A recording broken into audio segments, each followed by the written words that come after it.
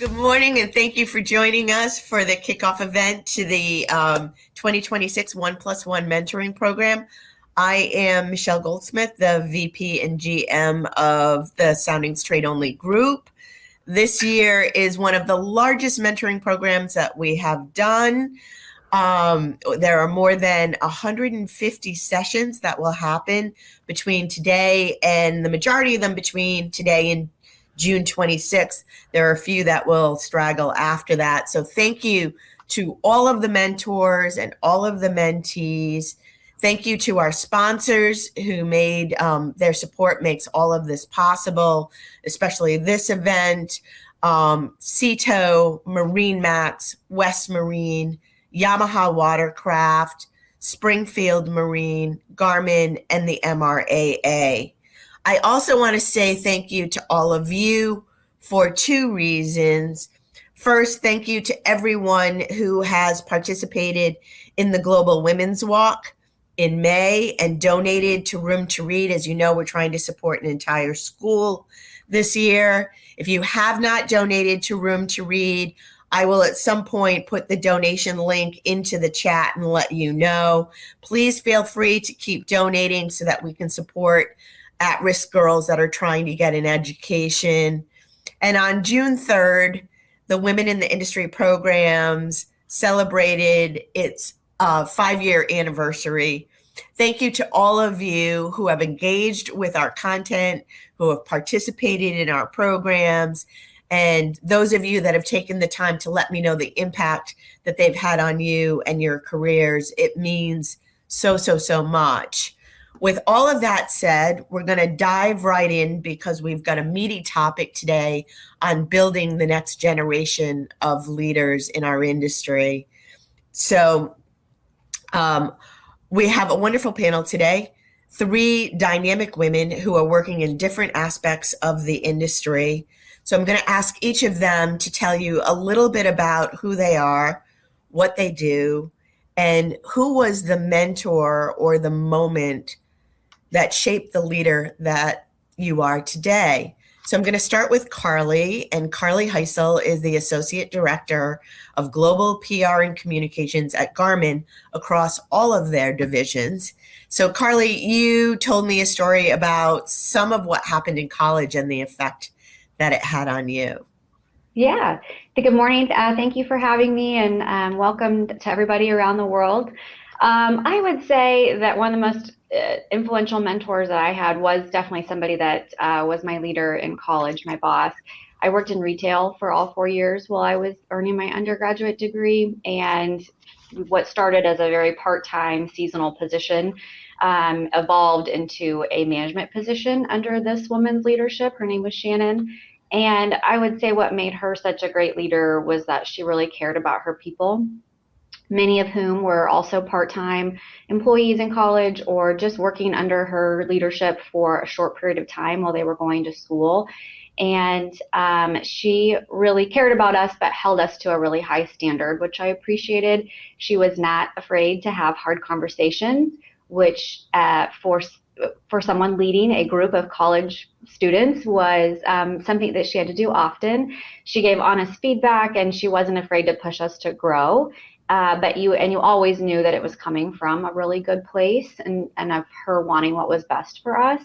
And she really taught me that strong leadership is about accountability and empathy. And I think that's why she, to me, stands out as somebody who helped really shape who I am today. That's wonderful. And you know what? It's not easy. It's not easy for a leader to give that hard feedback. I think people forget that when they're receiving it. But there's no one that wants to go to someone on their team and tell them that they're not doing well or that they need to correct something. And it's an art form to do that well, and to have it give you so much motivation and stay with you to this point is fantastic. So Caroline Carnahan is who's next. Caroline is the CEO and co-founder of the Springfield Marine Group, which has facilities in the US, China, and Taiwan. And Caroline, you had a really interesting background that you told me about, from jewelry to interpreting to manufacturing, and woven in there were two key mentors for you. So why don't you tell our group about that? Good morning and good afternoon for everybody. I'm Caroline Carnahan. I come from, grow up in Taiwan and come into America in 85. I have two mentors. I graduated from Taiwan Suzhou University, learning the language, the foreign language. And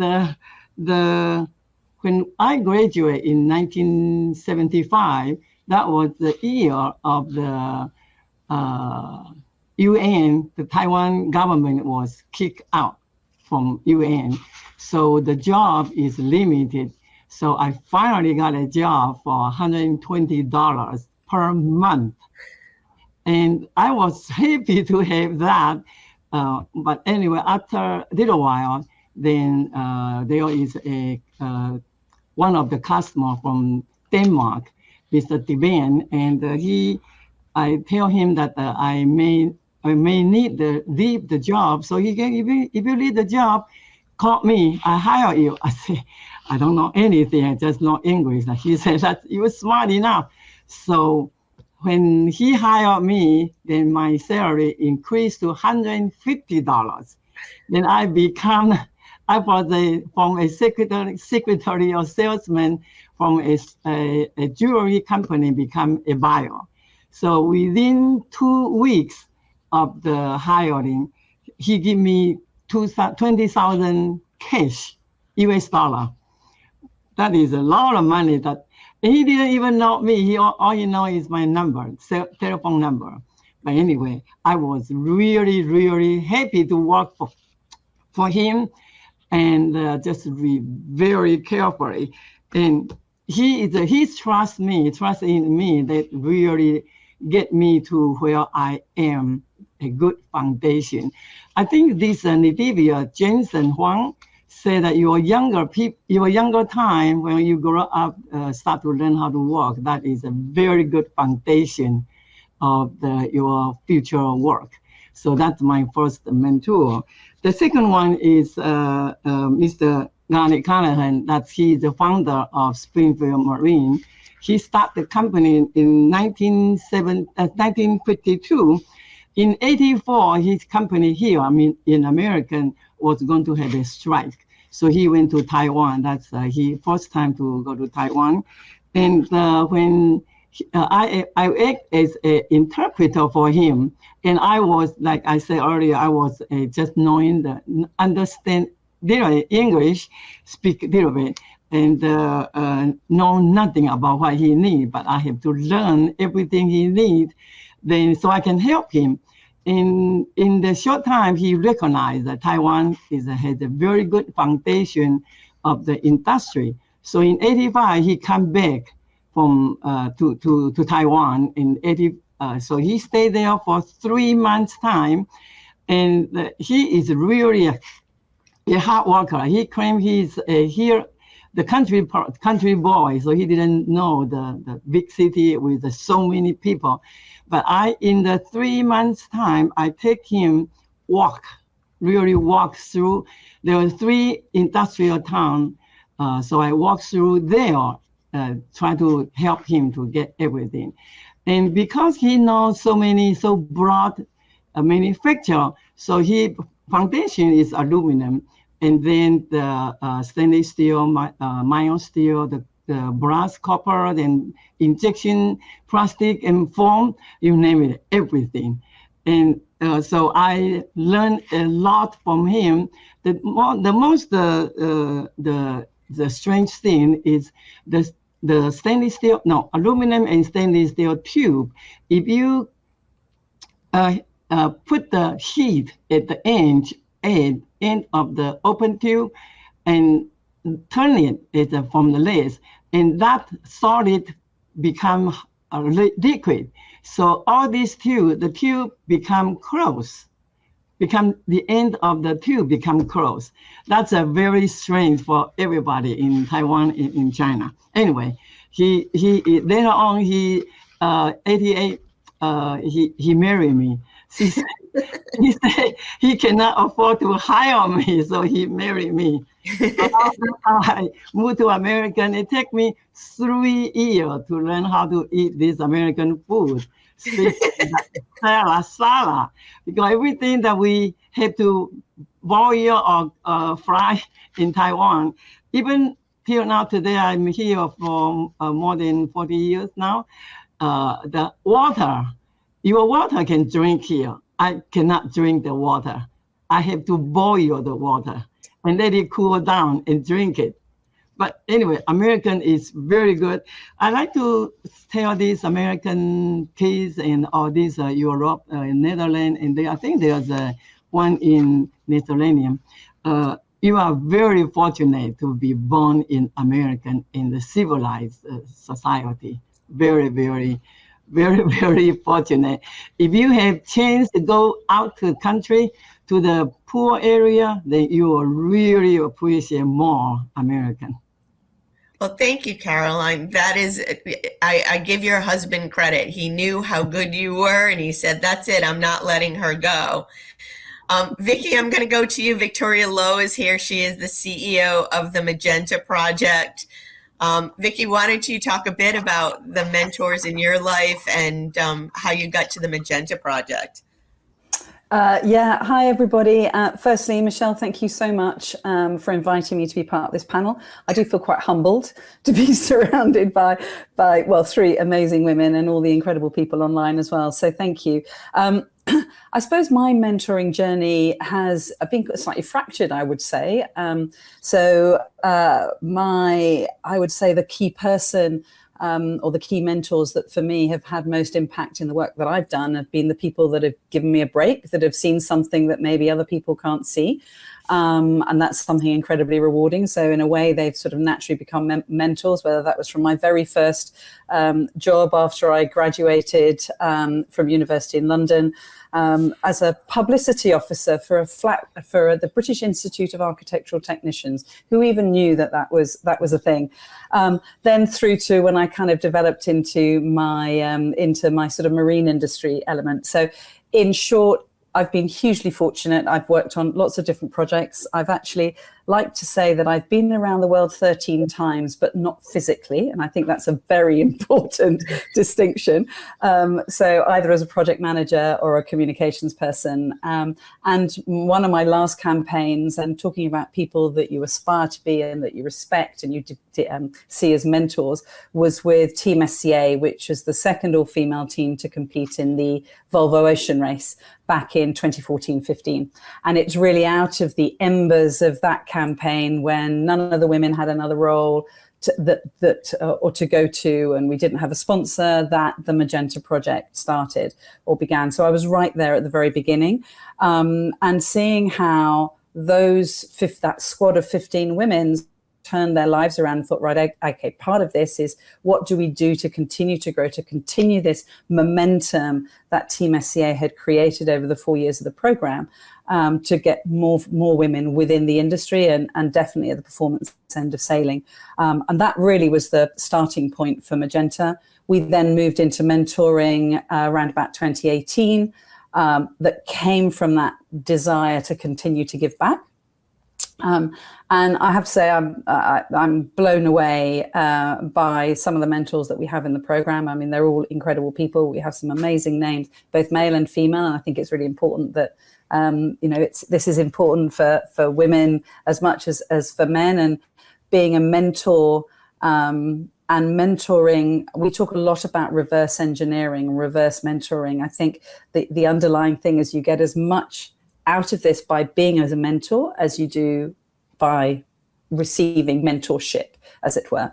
And I think that's a really important distinction. So I'm delighted to be part of this. And I hope that I say every day is a school day, because I think we continue to learn, however crunchy and old we're getting. We do continue to learn, especially in this incredibly fast-moving world we're now living in, with digital media, with AI, and all of these other aspects. But I think the key thing that remains solid throughout that is just continuing to have good mentors, have people sharing, sponsoring in inverted commas, their experiences to help people make those important steps in their own careers. Absolutely. And I couldn't agree with you more on the reverse mentoring. It's interesting that when we end the program, I usually hear more from the mentors about how much they enjoyed it.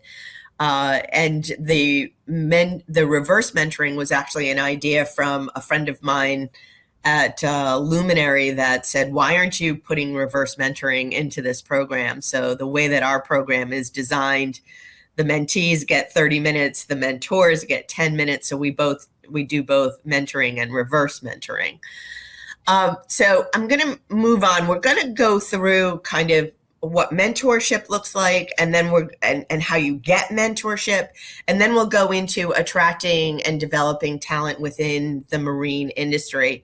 So if we look at the U.S. employees, only 32% of employees say that they have access to mentorship with senior leaders in their company.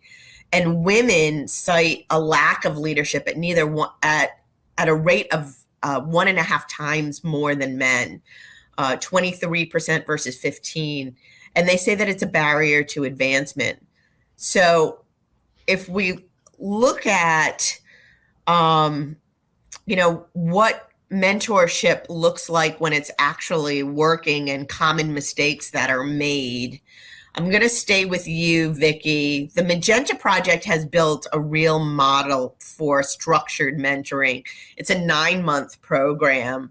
And I would like to know what makes mentoring relationships stick, and what's the biggest myth about mentorship that you'd like to bust today? We've already talked a bit about the importance of reverse mentoring, which was one of your points. But if you could speak to that, what makes the relationship stick, and what myth would you bust? Big question, but I think from my perspective, well, as you say, we've already touched on this reverse mentoring, which I think is something that, as you quite rightly say, that when you act as a mentor, you don't expect it. But I think from our perspective, when a lot of the focus that we have had as part historically has been with competitive sailing. So whether it's professional sailing, so whether that's offshore, inshore, or foiling. And most recently, over the last couple of years, we've focused more on female leadership, which is a natural sort of flow, if you like, from those, but also around STEM careers, around race management, and around media. And I think one of the it's this pairing people from different worlds. I'm blessed that I'm surrounded in my day-to-day job by a group of amazing, quite young women who come from completely different backgrounds to me, which is why I was saying this whole thing about continually learning. And I think, as I say, as a mentor, you definitely learn things in a way that you would never have learned them before. But the other most important part to me is that you come into a mentoring relationship really open not just to share your own expertise, but also to be very open about your own challenges. Don't come as a vanilla version of yourself, trying to be somebody that you maybe want to be. Come as yourself with no packaging or anything. And I think that's a really important first thing, because a true mentoring relationship is built on trust and on honesty. And that's very much two-way. So don't come trying to be someone who has already got all the answers because they think they know what they're doing. And that works both ways. That works absolutely both ways. And it's sort of the mentoring relationships that in our experience are really, really work are the ones where people turn up with real questions that can actually can impact their future careers. So that's the way I'd say is come back as a true version of yourself, not a pastiche or a vanilla version of what you think you might want to be. And we often do this part, which is a letter to your future self, which I think is a really interesting thing, is that really does, and that can work for mentors as well as mentees. This is particularly for mentees, is that person, who do you think you want to be? Because at the end of a program, it's really interesting to look back at that and go, actually, who I thought I want to be isn't how I now know I want to be. I don't know whether that English makes sense, but you know what I mean. No, it does, because it constantly evolves. Absolutely right. Absolutely right. Yeah, completely. So Carly, I'm going to go to you. About a third of marine industry employees say that they have access to mentorship at their companies. For someone who wants a mentor but doesn't have a program to plug into, what is your advice for finding one? How do you make the ask? And then how do you do it without it being completely awkward? Well, thankfully you've made it easy for everybody on this call. But I would say my biggest advice would just be to not overcomplicate it. A mentor doesn't have to come through a formal program. It can be somebody whose leadership style you respect. Maybe it's a person that's a few steps ahead of you, or somebody that has built a career that you want to learn from. And so I would say just start by paying attention to people that make you think, I'd really love to learn how they approach their work or how they lead their team. And then make the ask really simple and specific instead of saying, will you be my mentor? Which I guess that can work too. But, just ask if they'd be open to a 30-minute coffee or a call, because you'd really value their perspective on a certain stage of your career or a specific challenge that you're navigating. I just feel like that feels more natural and takes the pressure off instead of just saying, hi, will you be my mentor? Most people are really willing to help when the ask is thoughtful and genuine and respectful of their time. And then I would say that you can get inspiration from, places that you might not think. I said that mentorship doesn't have to come from a formal program. And I love the Mel Robbins podcast. And so I get inspiration from that podcast and her guests that are on. After an hour of listening to them, you sort of think that they're, somebody could have coffee with or are having coffee with in a sit down meeting. So be aware of your surroundings and open to getting inspiration from other places that might not be a formal program. I agree with you. I've been listening to Brene Brown and Adam Grant. They've had the Curiosity Shop out that they're doing as a podcast, and added Simon Sinek in. So there's a triple play of good people to learn from. But I think your point of just making it simple, will you have a cup of coffee with me and have a conversation for 30 minutes? If you do it at a show, you can find a lot of the leaders from the industry, or it could be a Zoom meeting. It could be something very simple. So Caroline, I'm going to go to you. And, mentorship can take a lot of different forms. Can you speak to how you do mentorship at Springfield to build your future leaders? Well, the Springfield is always, we are always looking from the worker and try to promote them, give them a chance. So we have a box there for the people to suggest us if they have problem or they have some new idea. We have a young man that worked for us probably 5 years ago, and he is when I say young, it's mid-young man, and he worked for the plant, and then we recognize that he is very organized and he stick with the job that he was doing. So then we start to the leader start to. I didn't do that because I didn't manage American. The size I married supporting the American side from overseas, but our company's president then is really trying to train this person and let him go to the online class. And it's not only one person. We have 3 persons this way already, and then really we find from the smart and has a driven.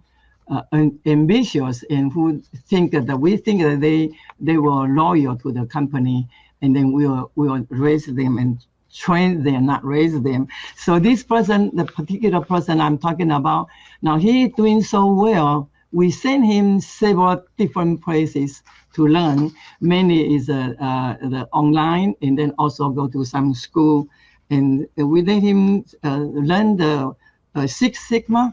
So now he become the president's assistant, and he become a project manager of some kind. It is very good. And the people in the big side, we have 70 people here, and feel like the company will pick will raise our own leader. So everybody is, if they have the heart to work for the company, they will work harder to show, to let us, the management people see them. And that really worked. That really worked. Yeah. So that person from shipping, you basically nurtured his abilities, gave him some training, let him take some training, but he also became a role model for others. Yes. Yes. That's fantastic.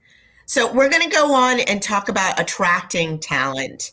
So in 2024, Soundings Trade Only spearheaded, along with some partners that help support it, a global workplace study. It was the first time that a study had been done on attracting, retaining, and developing talent.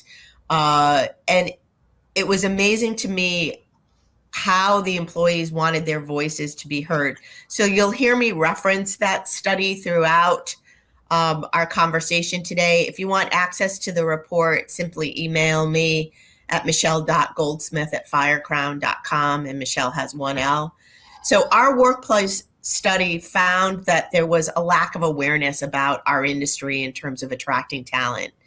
People had no idea how varied the jobs were, how big the industry was, and that it's a leading barrier to attracting new talent. And in our workforce, only 2% of the workforce is between 18 to 24, and only about 14% is between 25 to 34. So my question is, how do organizations get in front of younger candidates, and how do we do a better job of storytelling and rethinking the story that we're telling about the marine industry as a career? Caroline, I'm going to stick with you. Springfield just celebrated 75 years, and you've got a lot of employees that have been with you for decades, and they're at the point that they're retiring. So there's, legacy knowledge that's going away, and you're having to bring new, younger people in. You have some unique ways that you're doing this. I mean, I think almost everybody said we have to go to universities and colleges and start earlier. And actually, some of the focus groups I did, they were going into high schools and recruiting there. So, but you have an agreement with the Missouri Science and Technology University, and one with the Kansas City Art Institute as well. Why don't you talk about those two partnerships and what they do in terms of attracting talent, young talent for you? I'll start with the inside. Again, yes, we do have we locate in the smaller town, not very, very small, but it's smaller town compared to the big American town, the big cities.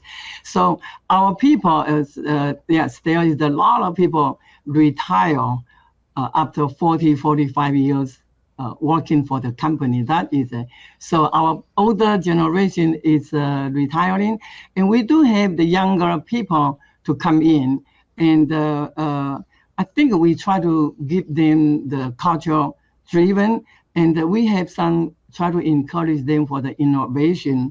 And we try to create a family type of the environment so the people feel working here is welcome, which is, we are a family company. It's small enough. That's so it is. Everybody is very kind. We don't have any big problem here. And yes, the older people graduate. Well, I say graduate is retiring, but then the younger people come in, and since the younger people see the people can stay here for that long, they are interested in learning why these companies are friendly. I think they are learning friendly, and it's just original is the mom and pop. Now we grow bigger and bigger. So yes, we went to the school to ask them to, we pay them little money, not very much, for them to, Rolla is a school about 2 hours from here. We have them, those are more engineer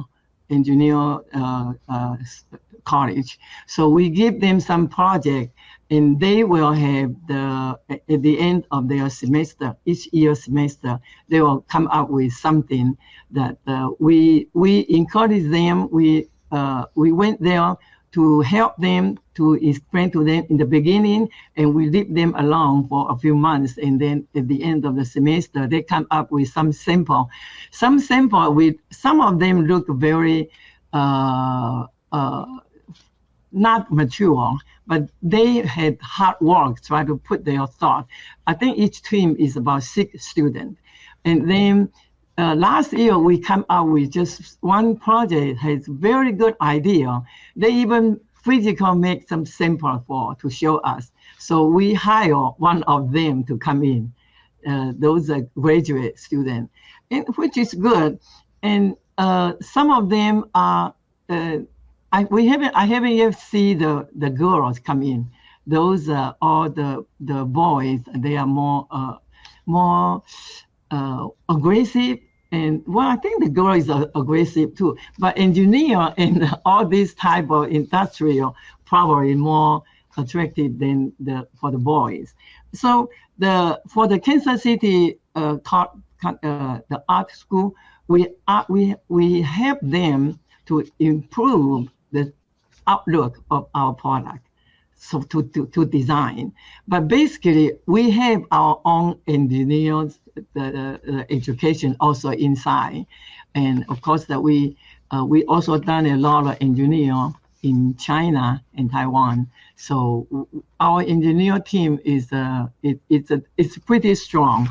It's just very good for us to teach them and give them information for if they have a new idea, it come up. We have the one person in China. We have a lot of homegrown engineer, because this is a small city, so we really don't see what kind of the paper, the diploma that you have, the paper, graduate paper you have. We think that you want to learn, we teach you. So in China, we have some good idea. They are just a small worker and have some work for us long enough. I have been in China since 1990, so some of the people still work. They start there at that time and still work for us. That's a very good 25 years. Wow. And when they work for us long time enough, they come up with some idea. But then we use them and then start to come back and become a real product. So it is very good to find your own people in your small group. Yes. Well, I think it's great that you're sponsoring design projects and art projects with universities and doing internships with them. Carly, you talked about showing up early and getting in front of students and really telling the story about marine. Do you want to talk about how Garmin does that? Yeah, I do think it's important to show up, as early as possible. At Garmin, we're in the schools in the elementary level too, and on up through college.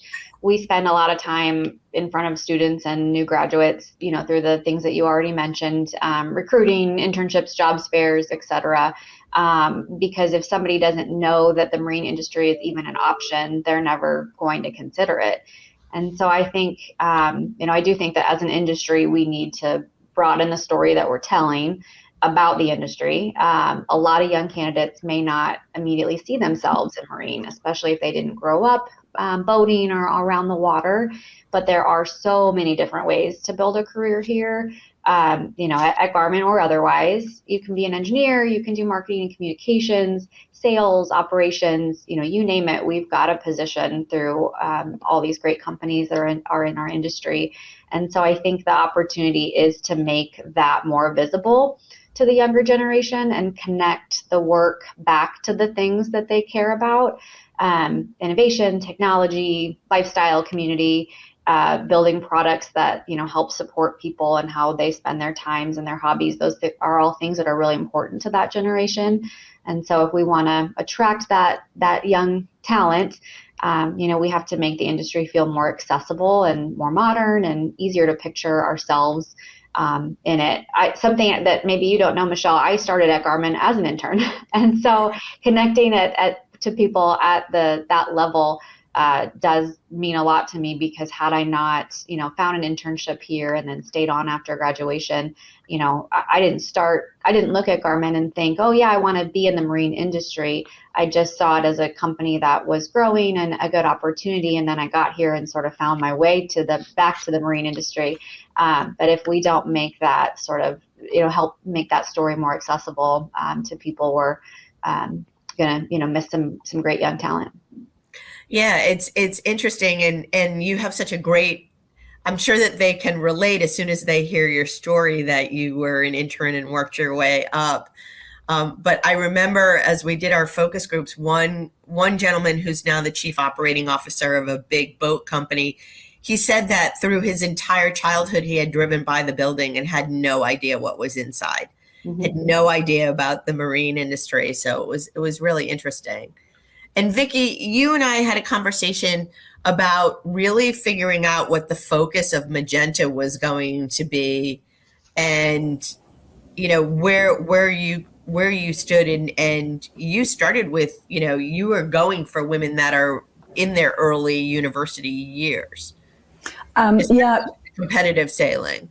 Yeah, absolutely. And I think I kind of class, and it's been really interesting listening to sort of both responses to this question, because I kind of wholeheartedly support and agree with both.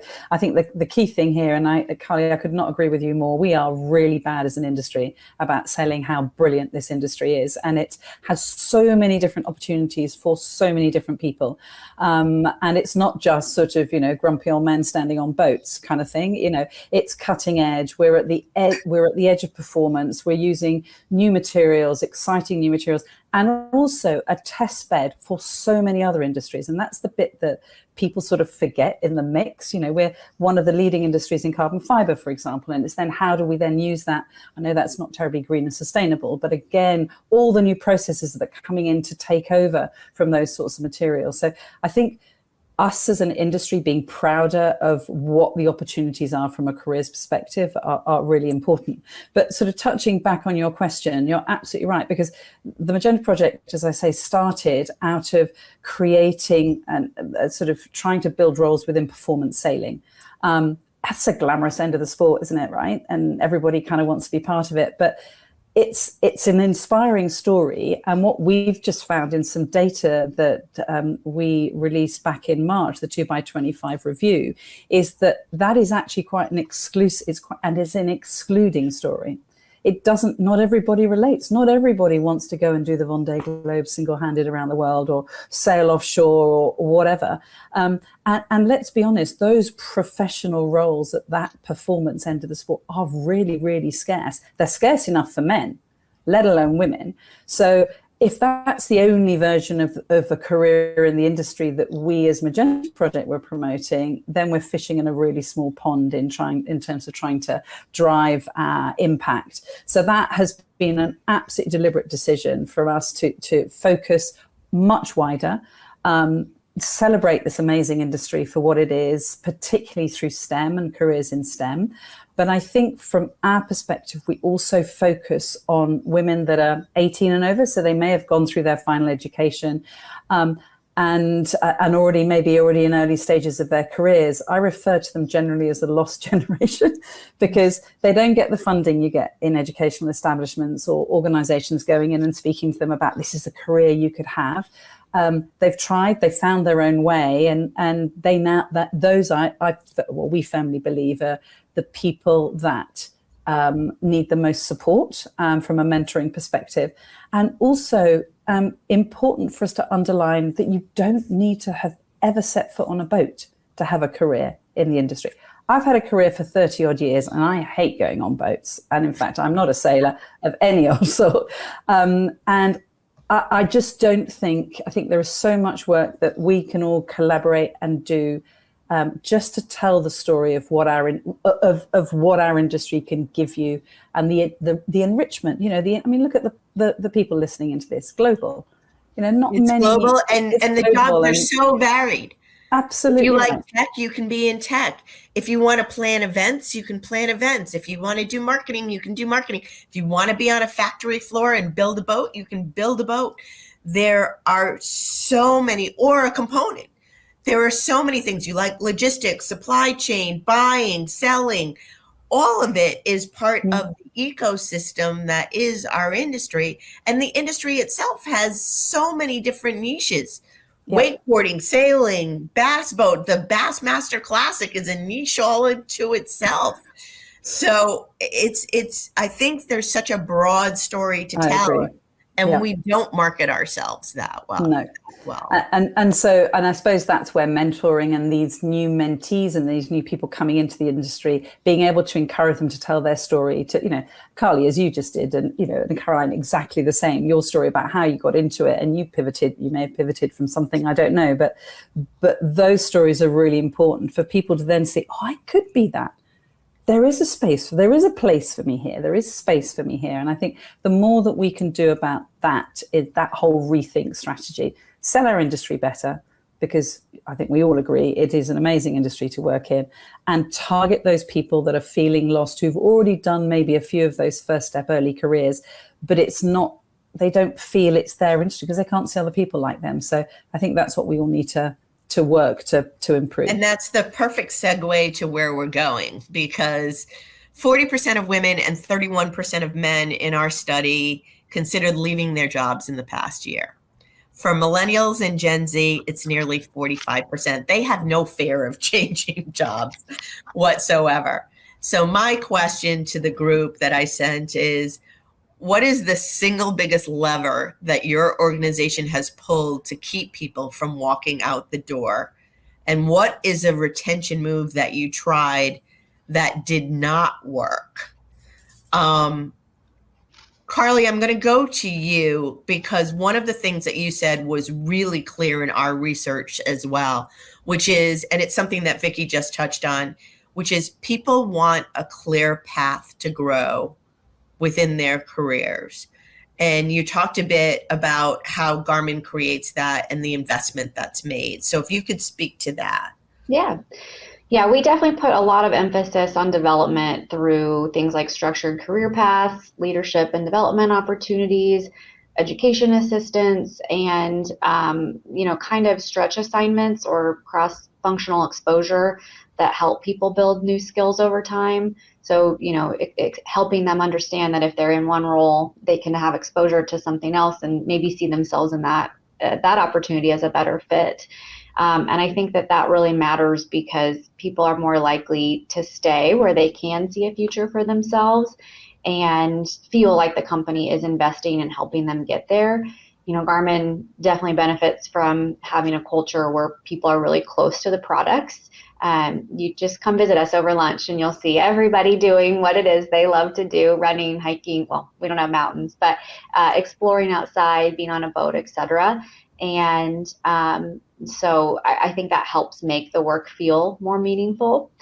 And I would say that on the flip side, something that maybe doesn't work is assuming that one perk that you offer, or a one-off initiative, is going to solve retention.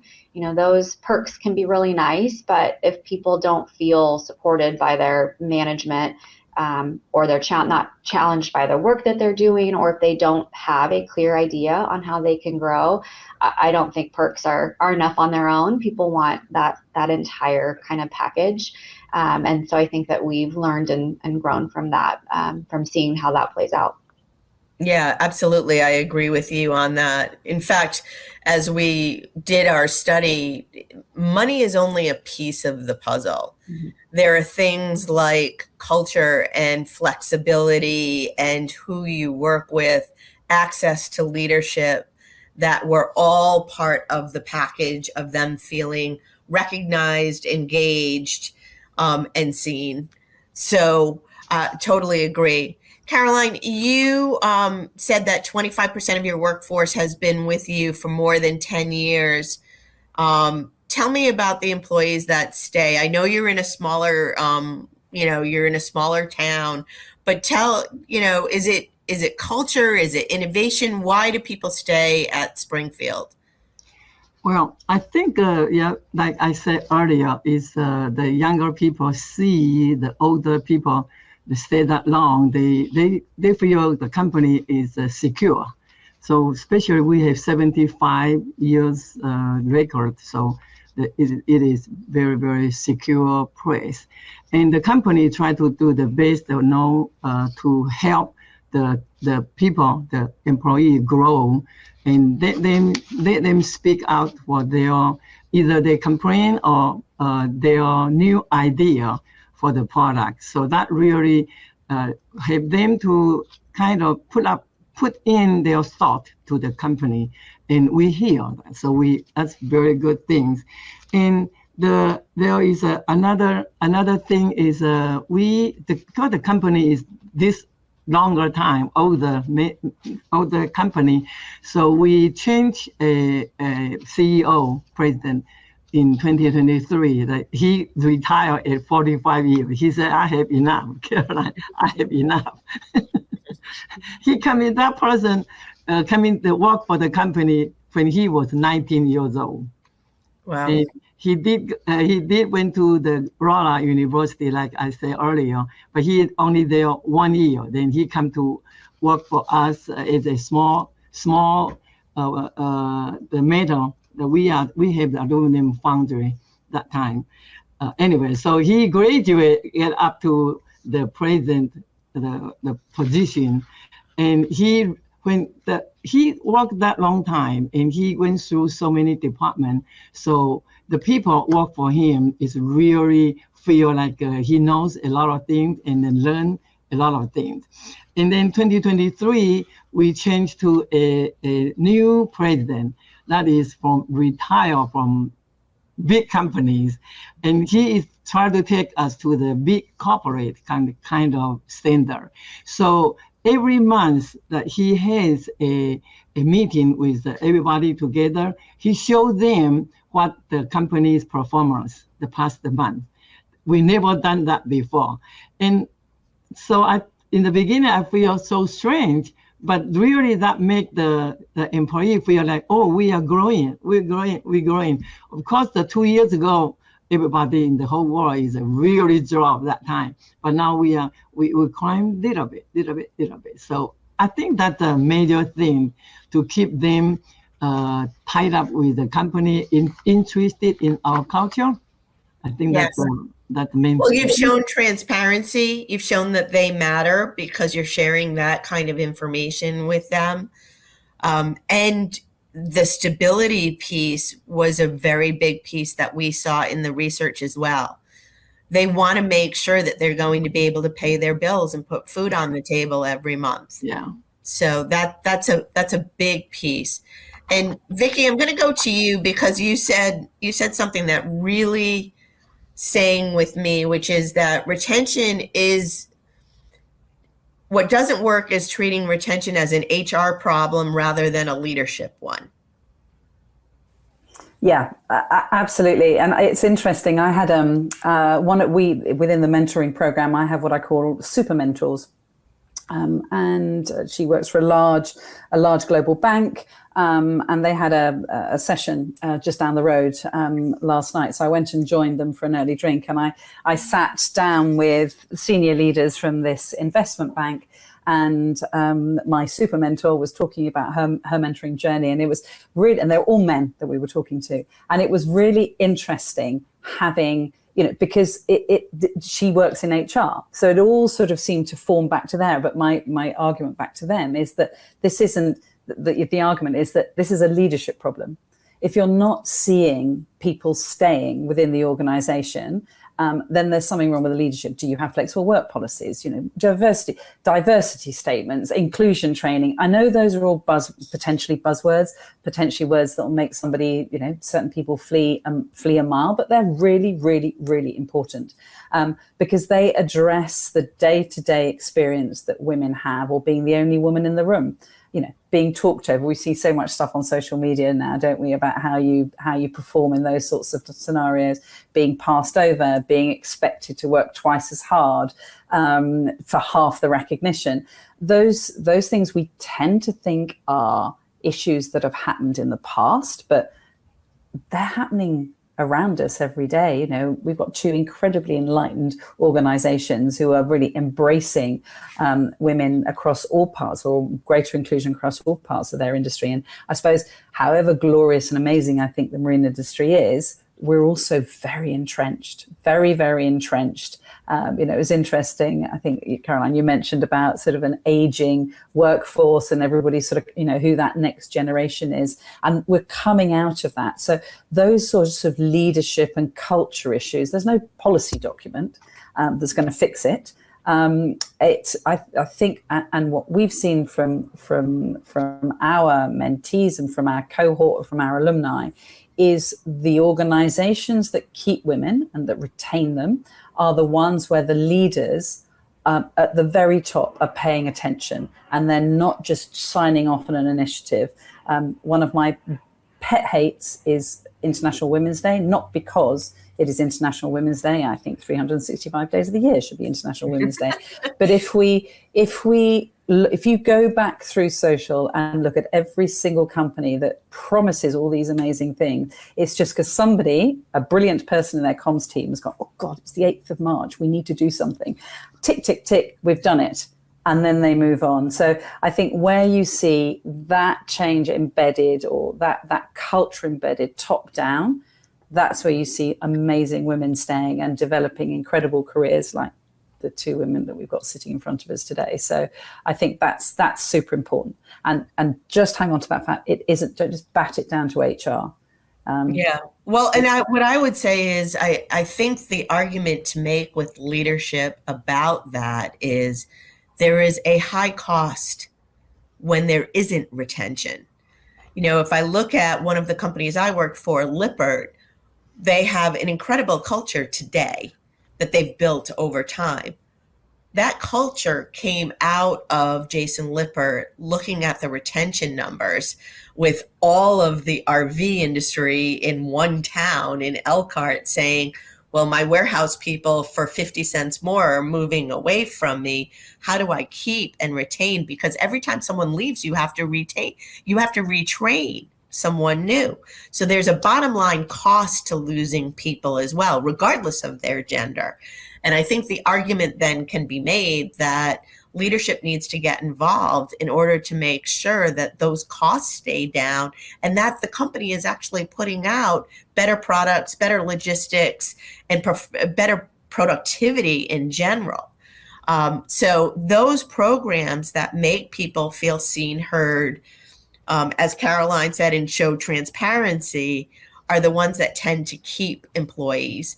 Jason went farther into actually putting together programs that allow people going all the way down to the factory floor to meet with mentors about what their dream is. Their dream may be buying a car or buying a home or sending their kid to college, and working with them toward those goals along with what's going on.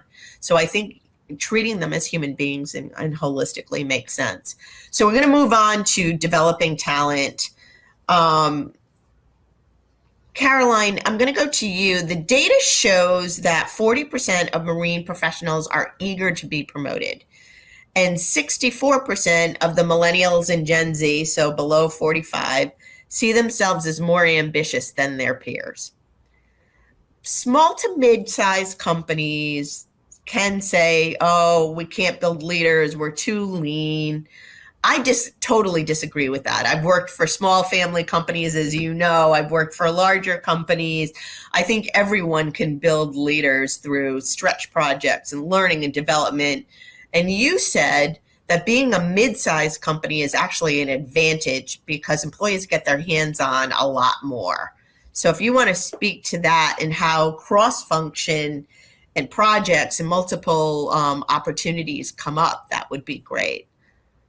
Yeah, as I said earlier, we are the small and mid business manufacturer, so we have a limit team and limit resources. But we try to use them the most, and we cross training our employees. The different department, they are cross training to work on the different department. So it's not like a big company, you only work for one thing, but our worker can, if we have about 10 different the station, then they will all do some of those within the month's time. So it's not you change every day, but every week or something, or every month, something like that. So the people feel fresh that what they are doing. And I think the newer thing, any company's the life is really the manpower is the engineer department. So we are really concentrate on the engineer department. We give them we take the 4 to 8 hours per week let them researching a special topic that we think we want, and then let them choose. Right now that we are thinking about the composite or the carbon fiber and the electrical. Our product used to be the gas spring. Now we are we move into the electrical a lot, and the Bluetooth, and now is that's also a newer thing. And we let the young engineer now, because we use a lot of lately we have increased a lot of the younger engineer from the school, the graduate from school, sometimes intern, but intern is only a short time. But we train them, so if they like us or we like them when they graduate. So I think this is the important things that we are able to keep up with the people's for them to learn, change to become the leadership for the company. Not like that you just go for temporary a short time and then move. We just really don't have too many movement for the people leaving the company. Yeah, that's fantastic. Carly, Garmin invests in development. From inside the company, what would you say separates training from leadership development? And if a smaller company could only build one thing, what should it be? Great question. I think, and I think Garmin's standpoint is really what separates training from real leadership development is whether the training actually changes how somebody leads day to day. So training can build a skill, but the leadership development piece of that, I think, really takes shape when people have opportunities to apply that learning in everyday experiences. You were talking about leading a stretch assignment, working cross-functionally, getting feedback and learning and growing from it. Caroline touched on this, and Garmin we're so fortunate to have so many business segments and opportunities to have our associates look beyond their initial roles and explore across the company, whether that's a business segment or a different department entirely. And so, there are tons of opportunities. We've had people move from product support into other departments and vice versa. And I think that's another important part of development, because it helps people see that there are other career paths, new career paths, and it helps people, continue to build those skills over some time. I guess the final thing I would say is that, if a smaller company could only build one thing, I mean, we've all been saying this, it's just to invest in your people at every stage. And, whether that's an emerging leader or a newly promoted leader, a tenured leader, a brand new associate, find ways for people to continue to learn and apply what they're learning in their real work. And I think that's when the development really sticks.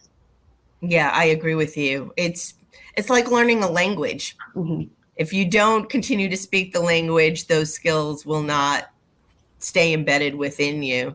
So Vicki, going to you, Magenta runs structured skills programs. What's one thing that companies of any size could take from your playbook and implement on a Monday morning? Good question. I think it all comes down to, I touched on it earlier on, is just don't underestimate talent.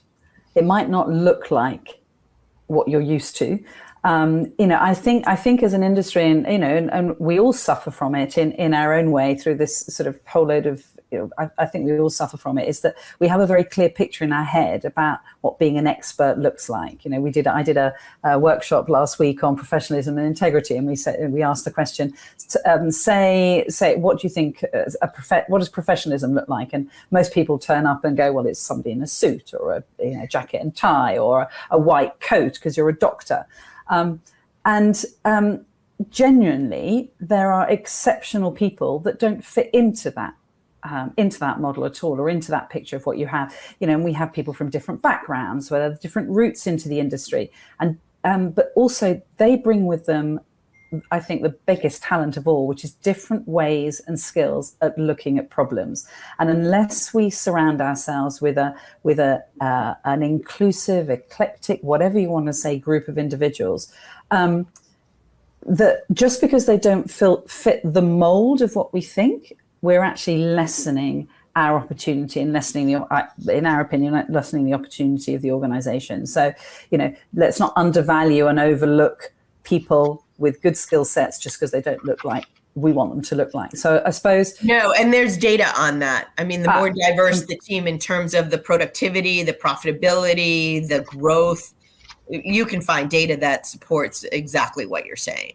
Absolutely. And I mean, I've had 2 conversations with 2 senior individuals from across the industry. One, the CEO of a fairly major marine organization, who said to me, Vicky, by 2035, I want to have 50% in my senior workforce. So 50% male, 50% female. I have no idea how I'm going to get there. And my thing back to him was, go back to that picture of what is it you're trying to build. Don't necessarily go for the person that has always come through the system, et cetera, et cetera. And the second one was a presentation we did a couple of weeks ago, where a gentleman came up to me. It was a presentation on leadership. And the gentleman came up to me at the end of it and said, what can I do? So I suppose my reply to your question on a Monday morning would be, look about the room that you're in and who isn't in it. Because are you making decisions based on the people that are in the room or the people that aren't in the room? So going back to this thing that, as you say, there's plenty of data. Diverse teams are stronger. And it's not because it's the right thing to say. It's because they see things that homogenous team that all looks the same are completely blind to. And that is a massive competitive advantage. So I suppose that would be my thing. Look around the room on a Monday morning and say, actually, are we a representation, one, of society? Well, if we say 50% of society is female, I think the marine industry falls quite short on that generally. But equally, race, culture, background, all those other elements are so important to creating a really competitive, diverse team. Yeah, absolutely. I think it hit me when you said that. Look who is not in the room as decisions are being made. Why are they not there, and who should actually be there? Even if you bring someone younger who you think has potential and just say, you're here to observe. Yeah. And I think, just to add on to that, I think the other thing, that the mistake that, and we all make it it comes from a place of goodwill, if you like, is that we're starting making decisions for people and individuals that we don't know. So let's stop making decisions on other people's behalves. If we need to get people from different, as I say, these diverse backgrounds to help us make the right decision. It's not just a bunch of white women or white men or whatever making a decision as to how we're going to get more people of color in. We need to involve those people in that organization and in that discussion. Don't assume. And there's a great saying around the word assume, but I'm not going to go into it. So we're on to our last question. This is going to be fast. And really what I want to know is, we're about to enter, in fact, 2 people just left to go to their mentoring sessions. And what is the one piece of advice for our mentoring program participants? How do they get the most out of those 40 minutes with their mentor? Carly, I'm going to start with you. What is your best piece of advice for the sessions? I think it would be to just come with intention. A 40-minute conversation goes by really quickly. And so I would say don't try to cover your whole career story, your whole life story. Maybe pick one or two things that you really want additional insight on, whether you're, navigating a transition, maybe you're growing as a new leader, understanding how to build a career in this industry, whatever those one or two things are. Pick those and kind of stay focused on those and see where the conversation goes. And use that time to not just ask about what somebody does and how they got there, but really, what they learned along the way, what they wish they'd known earlier. I think that's where the most useful advice, often comes from, is those kind of more authentic conversations like that. Really agree. And my friend Alicia says, don't ask question number 1. Yeah. Ask question number 6 or 7. Mm-hmm. Get to the heart of it. Yep. Caroline, what is your advice? Well, it is the time, only 40 minutes is very quick. So find like Carly said, find just the very important, quick thing to ask. I think it will be good to ask us, I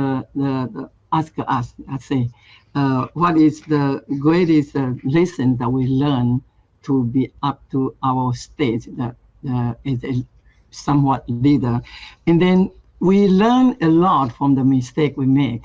So that is also very important for them to know, and it is all right to make mistake. And then also when we have meet the very difficult situation, what kind of challenge we have, and how did this person, the mentor, work through. I think that was also a good way to teach the younger one, to just have them to learn a little bit.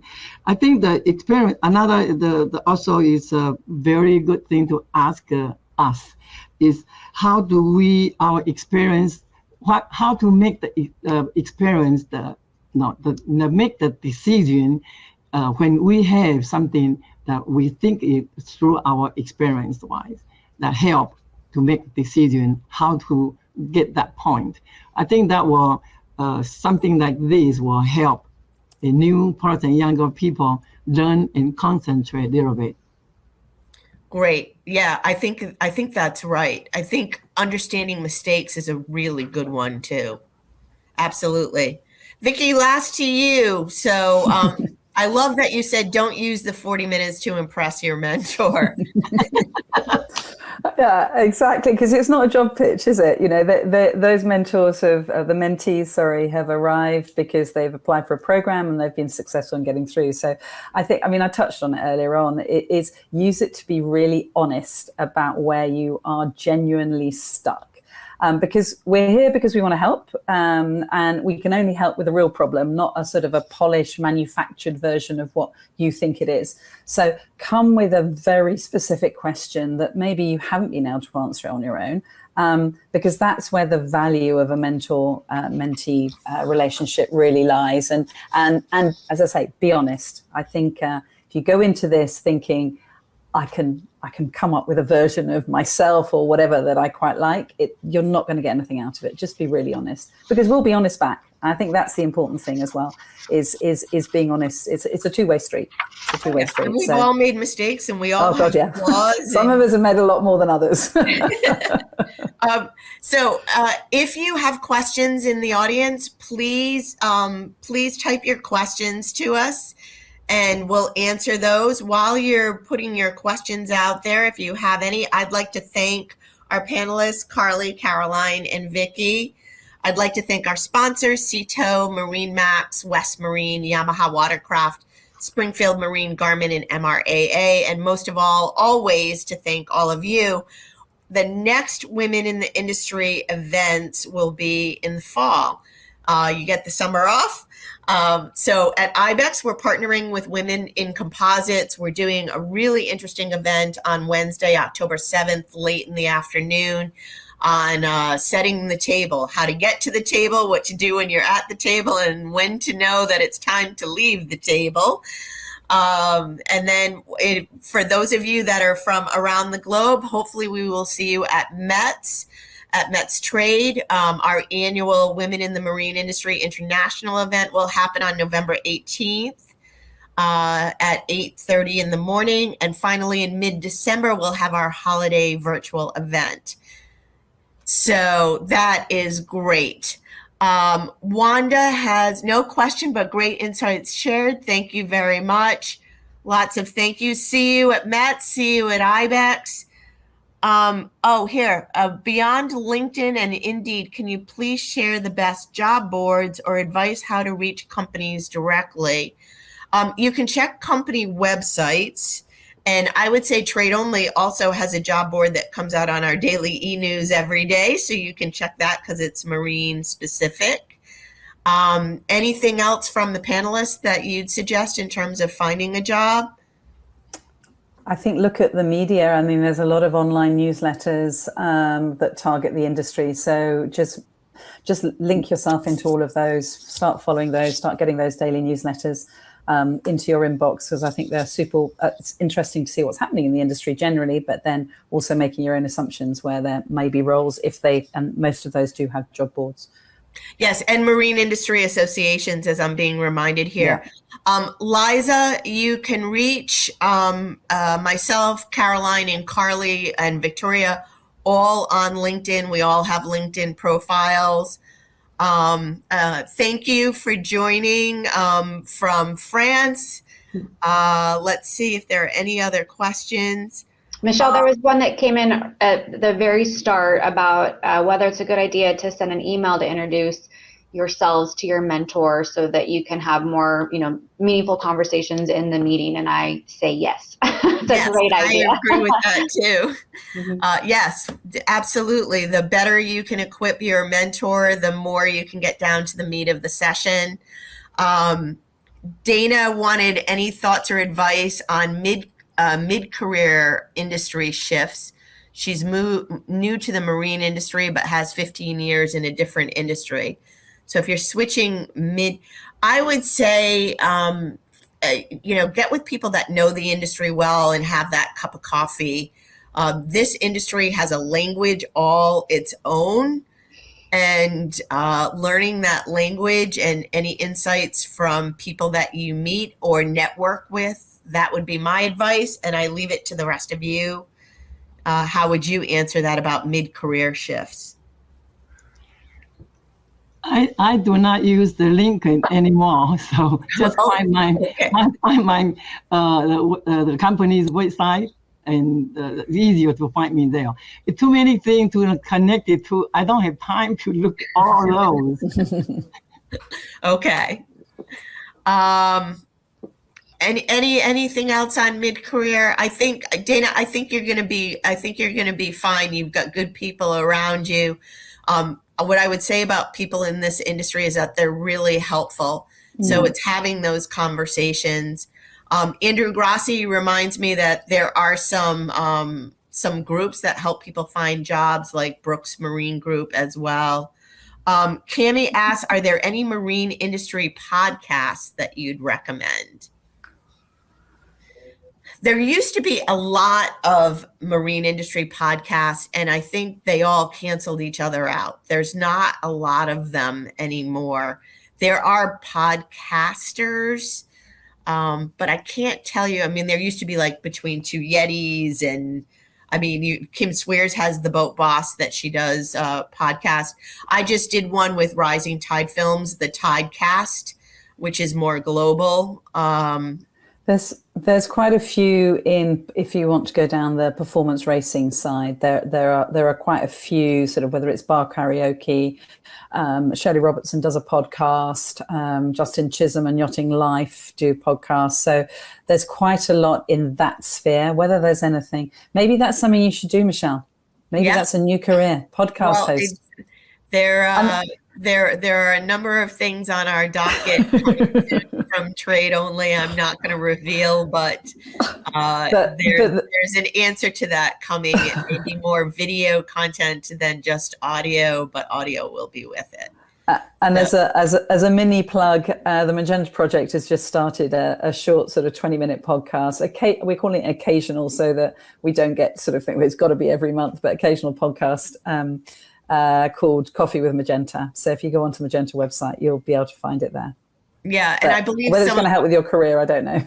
I think that there are more for the consumer side. But I know our Passage Maker book has a Trawler Talks, and there tends to be a lot of podcasts for boaters, less that are for the industry itself.